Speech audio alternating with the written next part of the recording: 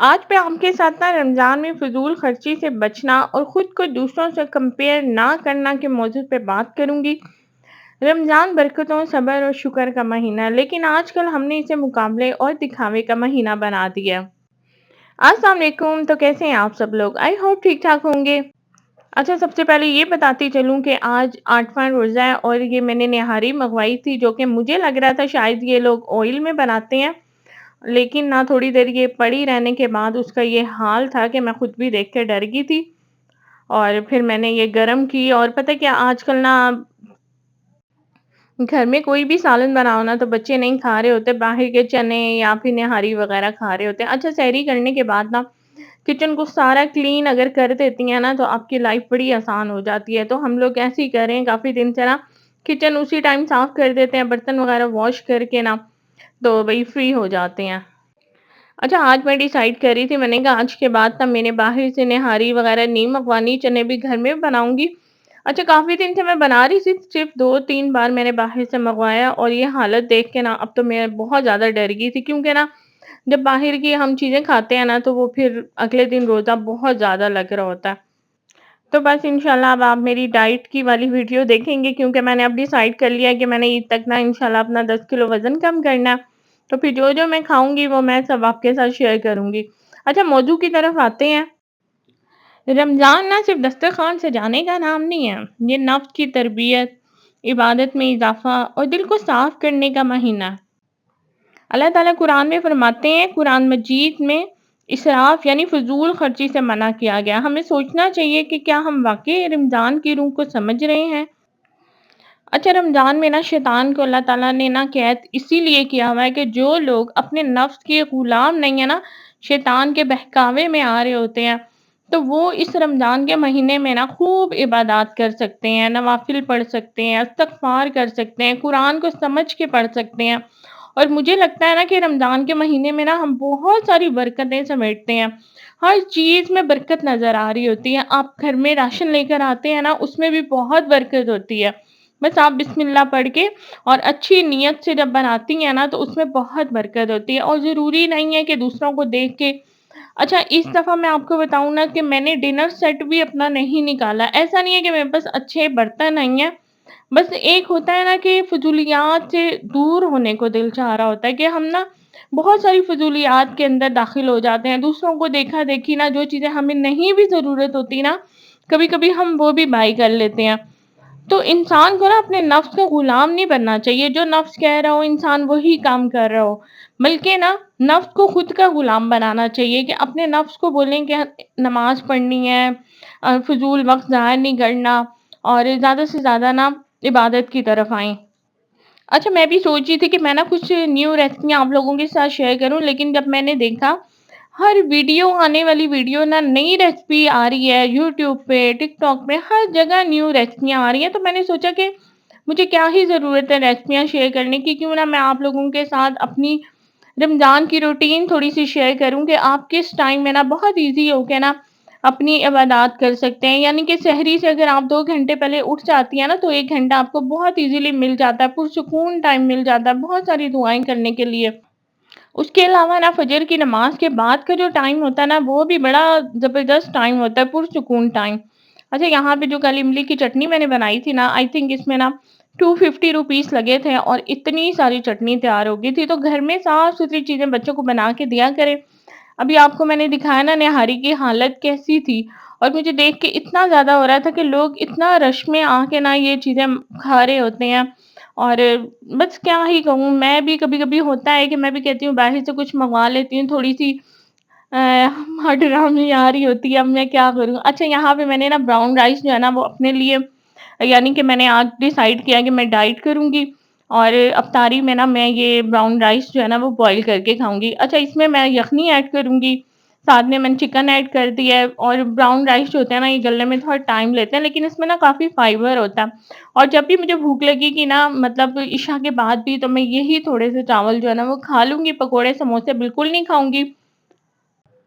اچھا، آج کل سوشل میڈیا پہ سب کچھ پرفیکٹ لگتا ہے، لیکن پرفیکٹ ہوتا نہیں ہے۔ ابھی ڈاکٹر نبیہہ کی بات دیکھ لیں، ہر ایک کو وہ ڈاکٹر جو ہے سب کو بتا رہی ہوتی تھی کہ آپ نے اس طرح گھر چلانے ہیں، اس طرح گھر چلانے ہیں، مجھے لگتا ہے ایک بہت زیادہ جو سمجھدار عورتیں ہوتی ہیں نا، ان کی بھی بس ہو جاتی ہے سسرال میں، تو جو بیچاری بیوقوف ہوتی ہیں ان کا ہی کیا ہی بنتا ہوگا، پھر آپ خود ہی سوچ لیں۔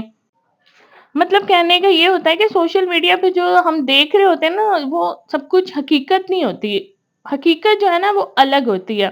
ہم دیکھ رہے ہوتے ہیں خوبصورت دسترخوان، مہنگی شاپنگ، برانڈڈ کپڑے، لیکن ہر گھر کی نا اپنی حالت ہوتی ہے۔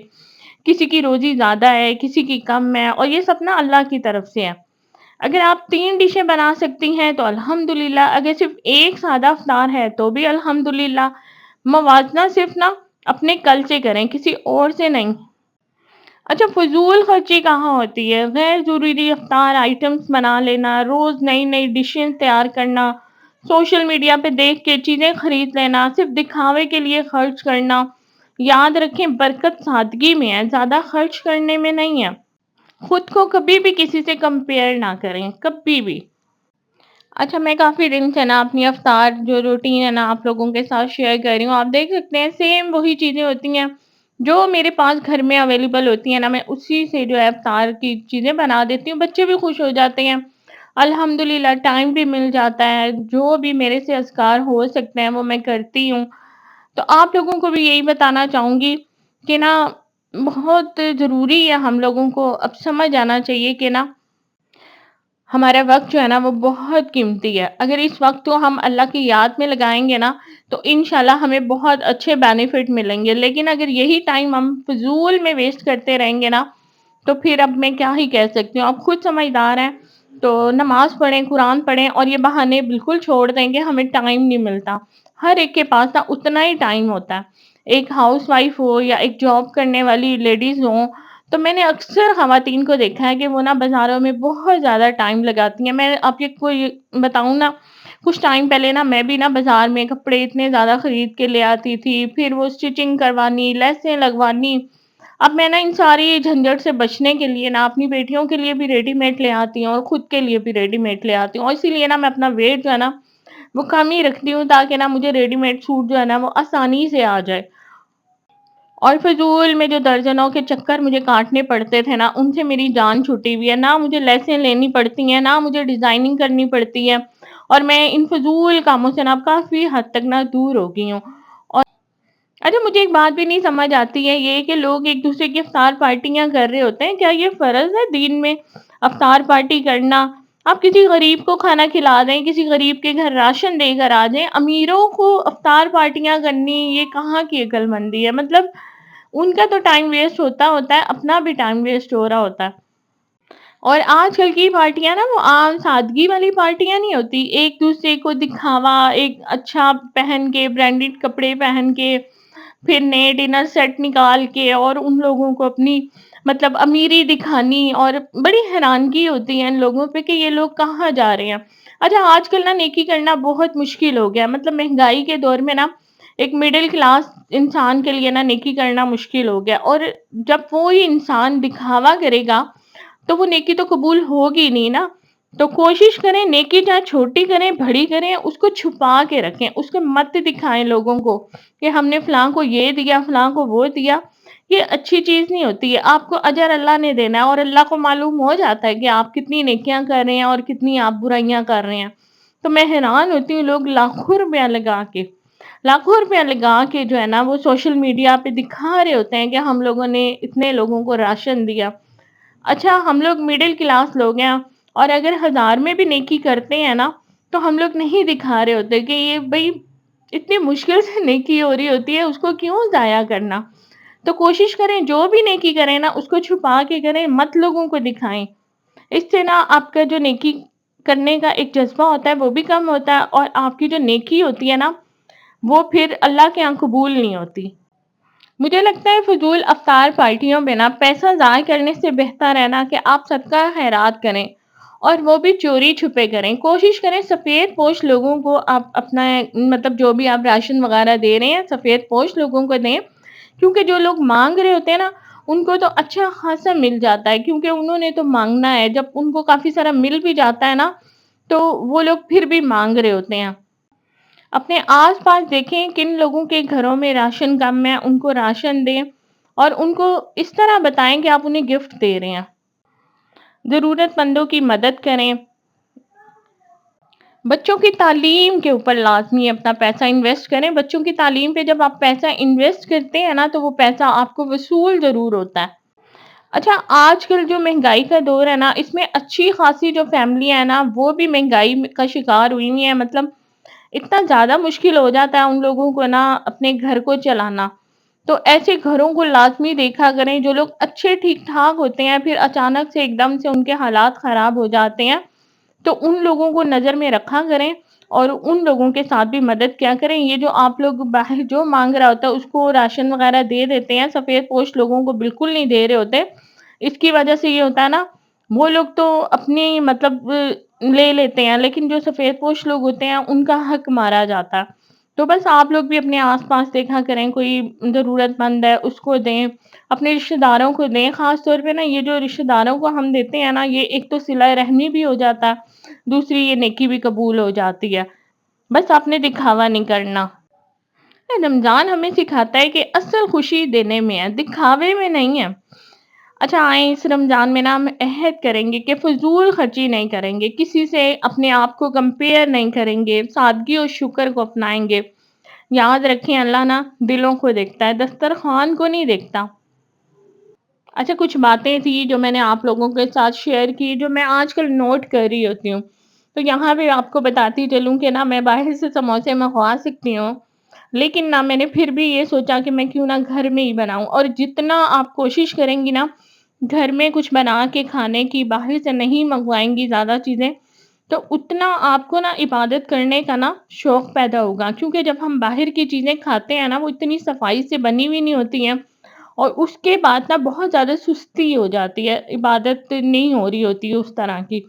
تو کوشش کریں رمضان کے مہینے میں نا کوئی مطلب ہفتے میں ایک آدھی بار باہر سے کچھ منگوا لیا تو چلیں ٹھیک ہے، لیکن کوشش یہ کریں زیادہ سے زیادہ نا گھر میں صاف ستھری چیزیں بچوں کو بنا کے دیں، تاکہ نا ان کے معدے بھی ٹھیک رہیں، ان کی طبیعت بھی ٹھیک رہے، اور یہ ماشاءاللہ تندرست ہے۔ اچھا میرے بچوں کو پتہ نہیں کیا بات ہے، پورے 11 مہینے اتنی تلائی والی چیزیں نہیں کھاتے، لیکن نا رمضان میں ایک دن بھی یہ اسکپ نہیں کر رہے ہوتے، کہتے ہیں نہیں ہمیں آپ نے ڈیلی بیسک پہ بنا کے دینے ہیں۔